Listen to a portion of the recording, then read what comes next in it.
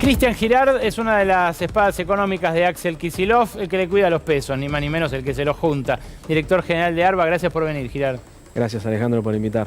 Bueno, expuse un rato sobre lo que creo son los puntos nodales de este cambio de régimen, pero la primera pregunta, la que se impone, sobre todo me imagino en el territorio bonaerense, es ¿hasta qué punto esto va a repercutir en los precios, en la vida del que no compra dólares? Creo que es unánime el consenso respecto de que la suba del tipo de cambio oficial va a generar inflación, sobre todo en los primeros 2 meses. Ahora estamos hablando del consenso en torno al 5% cada mes, con lo cual es esperable que rápidamente empeore la situación entre los trabajadores, los jubilados, entre la mayor parte de la población en la provincia de Buenos Aires, en un contexto donde la situación ya es delicada y muy deteriorada, ¿no? Siempre lo plantea Axel, 1 de cada 2 máquinas están paradas en Argentina.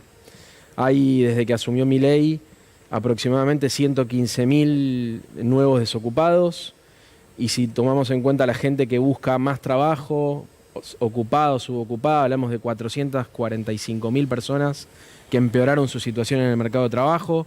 Hay una caída del salario que por momentos perdió por goleada con la inflación. La pérdida acumulada desde que gobierna Milei es de 1.800.000 pesos en promedio por trabajador. Son 1.500 dólares que han perdido, que le falta a la gente, que no la tiene en el bolsillo porque ha perdido poder adquisitivo este año con el programa anarcocapitalista libertario de Milei. Ha pagado un enorme costo la población, los jubilados han perdido un haber completo. A pesar de estar 18% abajo del momento de inicio, en el camino se perdió un haber completo. Es como si no le hubieran pagado la jubilación un mes a los jubilados, le sacaron los medicamentos, la clase media tiene que bancar ese ajuste sobre los jubilados. Y todo ese esfuerzo, todo ese sacrificio, ¿para qué? Ha fracasado estrepitosamente el programa económico de Milei y de Caputo. El acuerdo con el Fondo Monetario Internacional, te escuchaba atentamente a vos, no deja lugar a dudas. Ha cambiado el mando.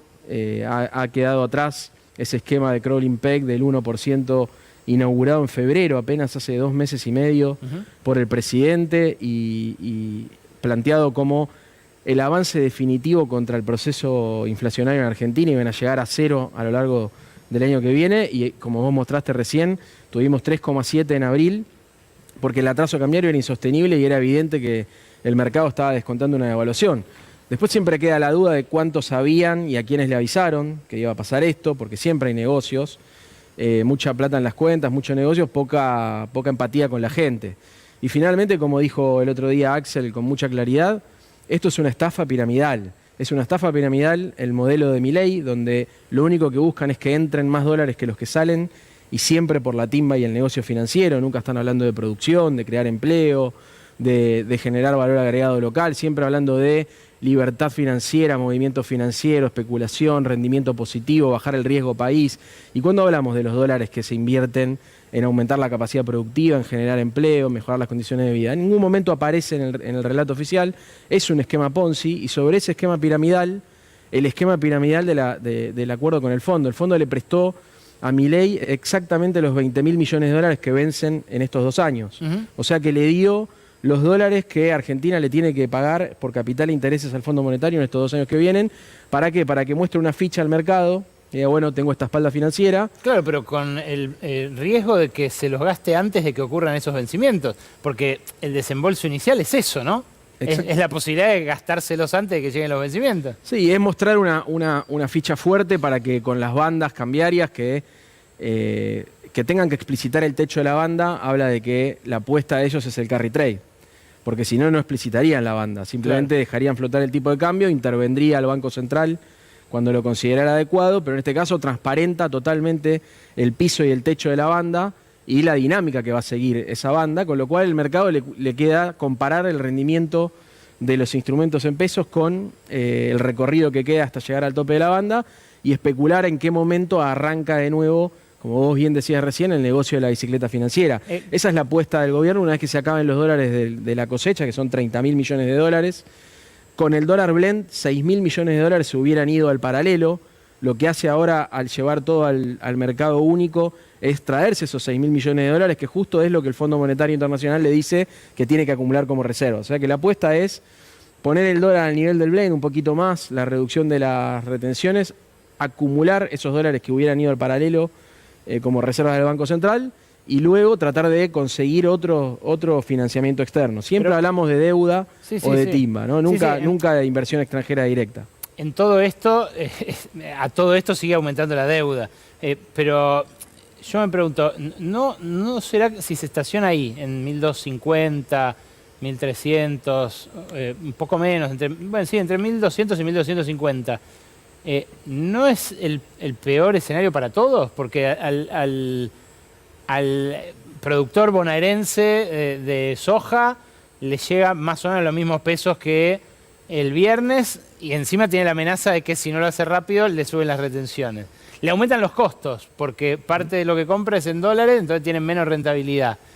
Al que tiene competencia importada le abarataron la competencia, ¿no? Porque si sus costos suben y la importación se puede cada vez más fácil a un tipo de cambio que no cambió tanto, y al único que le conviene es el que se quiere ir de viaje al exterior, que pagaba dólar bolsa y ahora paga oficial. Sí, estructuralmente este nivel de tipo de cambio no es muy distinto del nivel de apreciación del que veníamos hablando, o sea que estructuralmente no fomenta la acumulación genuina de reservas porque tenés presión en la demanda por importación, por crecimiento de las importaciones, pero también porque es difícil exportar si no sos competitivo. Además en un mundo que está entrando en una guerra comercial, es todo muy complejo. Lo único que en el corto plazo, esta devaluación con la banda y el carry trade le da un beneficio adicional al que liquida, que es lo que le dice Milei. En junio vuelven las retenciones. Mientras tanto liquidás a este tipo de cambio que está un poquito arriba del dólar blend y tenés el negocio de la bicicleta financiera a la tasa garantizado hasta ese momento. Y a los importadores lo mismo. ¿Qué hacen los importadores? El importador puede adelantar la importación todo lo que pueda para de esa manera adelantarse a la suba del techo de la banda. Entonces, todo se va a complicar si el dólar llega al techo de la banda. Me parece que no es lo central. Lo central de lo que acaba de pasar es que cambió el mando de la economía, que gobierna con un programa clásico, el Fondo Monetario Internacional, donde explicitaron las bandas para relanzar el carry trade, como bien contaste vos, la bicicleta financiera es la apuesta del gobierno, y yo creo que ahí habría que prestarle atención a lo que pasa en junio con la evaluación que hace Morgan Stanley de los mercados emergentes, porque ahí puede haber un flujo adicional, siempre inversión financiera, siempre dólares que están pensando en la plaza financiera local, y no mucho más que eso. Me parece que hasta las elecciones puede llegar a tener espalda y puede llegar a tener nafta, pero que las tensiones estructurales siguen latentes e incluso creo yo van empeorando, porque lo que es importante es en qué le va a cambiar la vida a la gente en estos meses. En nada, le va a empeorar, no le va a mejorar en absoluto. ¿Y de qué valió el esfuerzo que se hizo hasta acá? El esfuerzo que le pidieron a los argentinos que hicieran con este ajuste, con la motosierra. ¿Para qué lo hicimos? Bueno, hoy hablábamos en el pase con el Gato Silvestre, con Dugan, con Estefanía Pozo.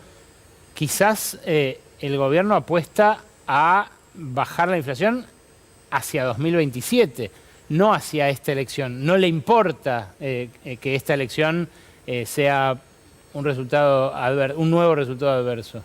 Bueno, es probable, no lo sé, depende de las expectativas y las posiciones políticas de Milei y su entorno. Lo que sí yo creo que es importante que pierda cuanto antes. Un gobierno que no tiene sensibilidad, que sigue insistiendo con defender un ajuste fiscal que empeora las condiciones de vida de la gente mientras relanza una fiesta financiera para muy pocos e incentiva el crecimiento económico sesgado a la minería, a la energía y a las finanzas, que son los sectores en los que puso el ojo no casualmente Estados Unidos en esta reconfiguración global, donde ve en Argentina una reserva de materias primas, de energía barata, de litio y una plaza financiera apetecible, forzando el RIGI para poder extraer esos recursos. El acuerdo con el Fondo Monetario Internacional llegando hasta 2038 es un gran cepo a nuestro desarrollo económico, a nuestra soberanía, que tiene que ver con eso, ¿no? El fondo no busca recobrar la deuda. El fondo lo que busca es que estés endeudado para condicionar tu política. Las reformas estructurales que comprometió Milei en el acuerdo que acaba de anunciar tienen que ver con reforma laboral, más flexibilidad, más precarización, con una reforma previsional, jubilaciones más bajas, que no haya moratorias, cada vez menos gente dentro del sistema. y una reforma tributaria y una reforma del régimen de coparticipación federal.